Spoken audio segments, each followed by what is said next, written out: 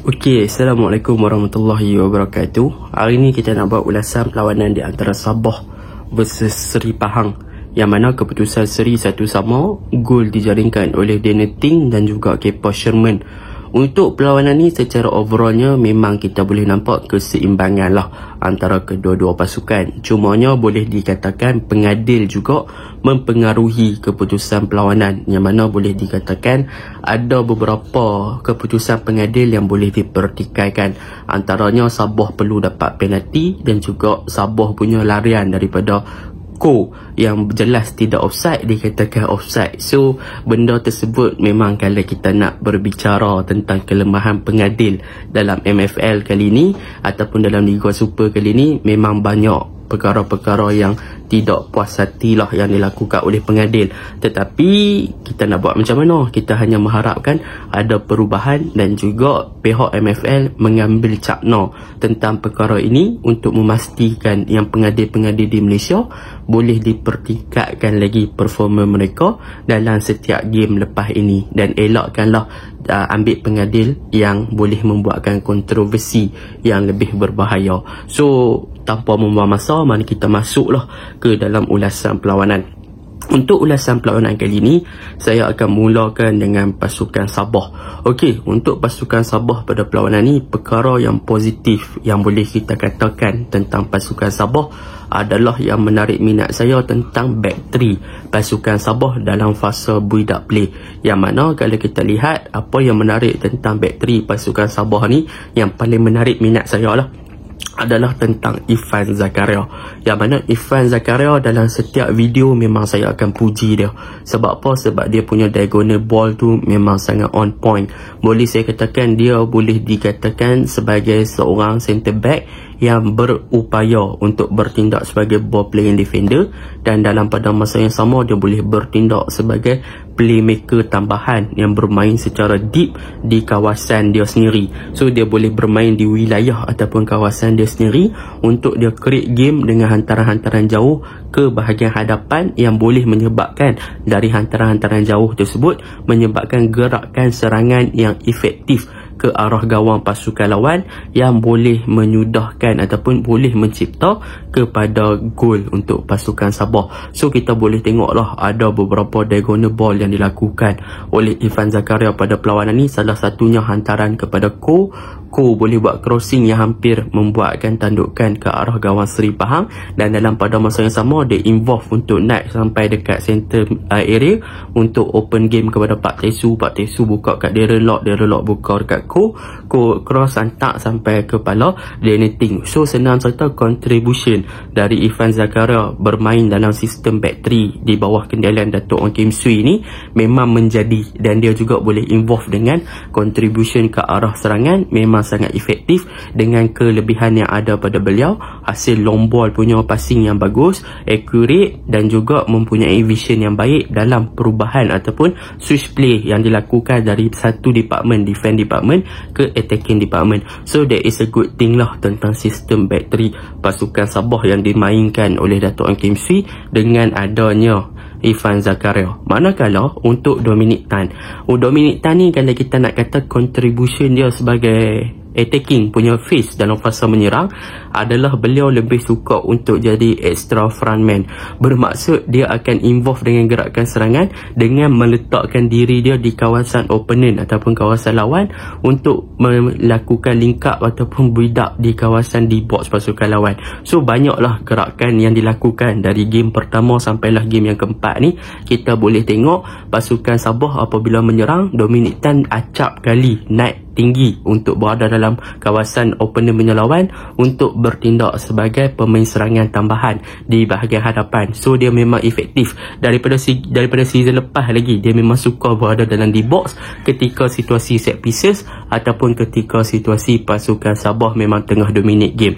So that is a good thing tentang dua pemain ni lah, Dominic dan dengan Irfan Zakaria. Manakala Gabriel Perez boleh dikatakan lebih kepada centre back yang memang hold position dia untuk memastikan yang backline dia tak kena tembuih lah ataupun tak kena penetrate oleh pemain lawan lah. Cumanya untuk game ni kesilapan yang dilakukan oleh pertahanan Sabah lah yang menyebabkan goalkeeper Sherman tu mungkin akibat dari salah padang lah, yang mana dia netting nak keluarkan bola tak kena, lepas tu 2 minit nak keluarkan bola tak kena, bola sampai kat kaki keeper score. So mungkin di situ tiada luck lah untuk mereka keluarkan bola. So nak salahkan mereka 100% pun tak boleh, tetapi nak buat macam mana, gol tu dah memang boleh dikatakan kesilapan dari mereka sendiri, dan memang mereka kena balik dan kaji lah macam mana mereka boleh jatuh. Adakah faktor padang ataupun faktor boot.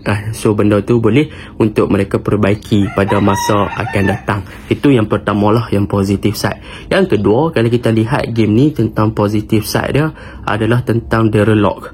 Untuk game ni boleh saya katakan Darren Lock sebenarnya bertindak memang sangat bagus, tetapi dia bukannya jadi true number 9. Bermaksud dia tak jadi target man, dia tak jadi striker yang boleh score gol sahaja, tetapi boleh dikatakan dia adalah striker yang lebih kepada untuk create space kepada rakan-rakan untuk buat gol. Kita boleh lihat bagaimana Darren Lock pada perlawanan ni dia dijaga dengan rapi oleh Bruno dan juga terutamanya Fadli Syaz. Bermaksud man to man marking Seri Pahang untuk game ni memang sangat efektif. Mereka kawal Darren Lock daripada Darren Lock diberi ruang untuk exploit masuk ke dalam di box. Jadi apabila Darren Lock tak ada space atau tak ada ruang untuk masuk ke dalam di box, apa yang dilakukan oleh Darren Lock adalah dia create space ataupun dia cipta ruang kepada pemain-pemain yang lain. Jadi apa yang dibuat oleh Darren Lock adalah dia akan drop lebih deeper ke kawasan tengah untuk bertindak as a number 10 ataupun playmaker lah. So dia akan attract defense untuk follow up dengan dia. Jadi bila mana dia kena man to man marking, dia drop lebih deep sampai kat kawasan, hampir ke kawasan tengah, maka Fadli Syaz ataupun Bruno akan follow up dengan dia juga. Jadi di kawasan belakang akan ada space yang banyak ditinggalkan oleh pertahanan lawan. Daripada situlah Darren Lock akan open ataupun melakukan switch play ataupun open passing kepada pemain-pemain Sabah yang buat larian di kawasan kosong tersebut. Contohnya saya bagi gol yang tercipta dari Deneting adalah hasil dari Darren Lock attract pertahanan pasukan Pahang untuk naik follow dengan dia, dan dia buka bola kepada Ko, dan Ko berada dalam kawasan yang kosong, bawa bola pergi depan, cross, dan Deneting tidak ada siapa yang marking dia dan melakukan free header. So peranan Darren Lock pada perlawanan ni disebabkan dia kena man to man marking yang sangat tight marking, maka dia lebih kepada untuk cipta ruang lah daripada untuk score gol, sebab memang dia dikawal dengan rapi lah. Itu perkara yang kedua. Perkara yang ketiga, apa yang boleh saya katakan tentang pasukan Sabah, rotation player yang dilakukan oleh Dato' Ong Kim Swee nampaknya membuahkan hasil. Apabila kita boleh lihat beberapa pemain direhatkan, and so macam Sadir direhatkan dan sebagainya, Stuart Wilkie masuk ganti Telmo, Ko bermain sebagai first half. Nampak yang mereka ni juga boleh bermain dalam first 11, dan kita boleh tengok gandingan Ko dan juga Jelton di bahagian kanan dan kiri telah menunjukkan performan yang baik lah. Cumanya game ni kita boleh katakan Seri Pahang lebih bagus dari segi defensive structure yang membuatkan pasukan Sabah agak sukar untuk melakukan penetration run di bahagian wide area. Tetapi work rate yang ditunjukkan oleh Ko, ditunjukkan oleh Jelton, membuktikan yang mereka berdua ni boleh buat apa sahajalah. Dan di bahagian kiri kita boleh tengok Jelton selalu mendapat support dari Deneting lah untuk hold the touchline ataupun untuk membina combination play di bahagian kiri. Tetapi ada beberapa perkara yang patut Sabah perbaiki dari segi rotation play ni. Adalah yang pertama, kalau kita lihat di bahagian kanan, Ko agak terlalu isolated. Bermaksudnya di sini Sabah sebenarnya bermain dalam fasa build up, mereka akan bermain dalam konteks wing back.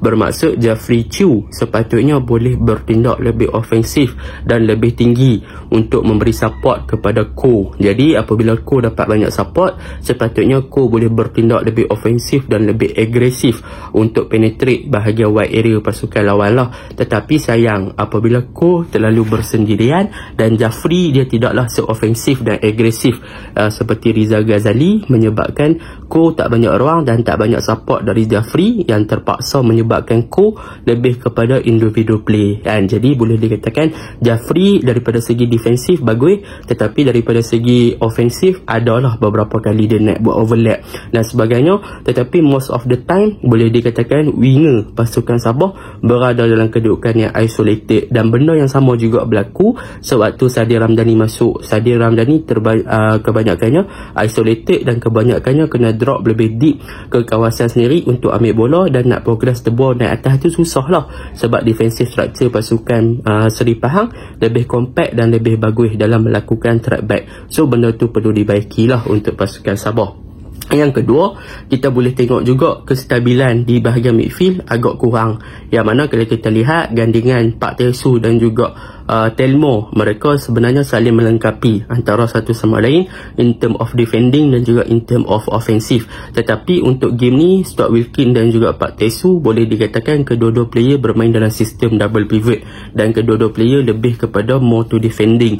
Jadi apabila more to defending, maka di bahagian tengah di nombor 10 boleh dikatakan tak ada link up play yang bagus untuk connect antara Darren Lock dan juga Stuart, yang mana Stuart lebih deep kepada defend dan Pak Tesu pun lebih deep kepada defend. Dan dalam masa yang sama, Darren Lock pun kena man to man marking dengan sangat ketat, dan jadi Darren Lock pun kena turun lebih deep untuk ambil bola. So sepatutnya kalau ada proper pemain yang boleh create game ataupun boleh link up ataupun connect antara Darren dan juga middle department, akan jadi lebih better lah di bahagian tengah untuk Darren melepaskan diri, check in check out untuk keluar daripada marking tersebut, untuk kalau ada orang boleh supply bola dengan lebih baik lah. Tetapi tak ada orang yang nak backup Darren sendiri terpaksa buat kerja ketika dia di marking, dan dia juga kurang mendapat support yang banyak dari bahagian middle department. Jadi itu yang perlu diperbaiki oleh pasukan Sabah lah sekiranya rotation player berlaku lagi untuk the next game. Okey, untuk pasukan secara overallnya pasukan Sabah dah bagus dah, cumanya yang tu je lah yang kurang sikit, dan juga dipenuhi dengan keputusan pengadil yang agak kurang memuaskan. So untuk pasukan Seri Pahang pula, apa yang boleh saya katakan, Seri Pahang sebenarnya in term of attacking mereka lebih kepada individual play dan lebih kepada long ball. Kalau kita lihat kebanyakannya hantaran-hantaran dihantar ke hadapan adalah untuk mencari Kepa Sherman. Jadi apabila Kepa Sherman dapat bola, dia akan hold, dia akan open game, dan dialah yang akan buat semua di bahagian hadapan. Cumanya pemain yang menarik minat saya untuk game ni adalah Baki Udin, yang mana boleh saya katakan Baki Udin untuk game ni memang menarik. Individual play dia bagus, dia bermain dengan tenang, so memang sangat-sangat underrated punya player. Dan untuk Azam Aziz, dia lebih kepada pivot dengan Ingriso, yang menyebabkan dia lebih kepada deep lying playmaker, yang mana kita boleh tengok dia banyak buat hantaran-hantaran diagonal ke hadapan sahaja. Tetapi untuk wingback bagi saya tak ada masalah. Syazwan Andik dan juga Azrif, mereka agak perform dalam sistem wingback pasukan Seri Pahang, walaupun tak banyak menyerang, tetapi sekali mereka naik, mereka bagi gerakan yang efektif ke bahagian hadapan yang boleh untuk mencipta gerakan serangan untuk Seri Pahang. Jadi secara overallnya game ni memang deserve untuk Seri, tetapi melihat kepada keputusan pengadil sepatutnya Sabah boleh menang lah kan. Tetapi nak buat macam mana, keputusan Seri dah dapat, itu je lah. Assalamualaikum.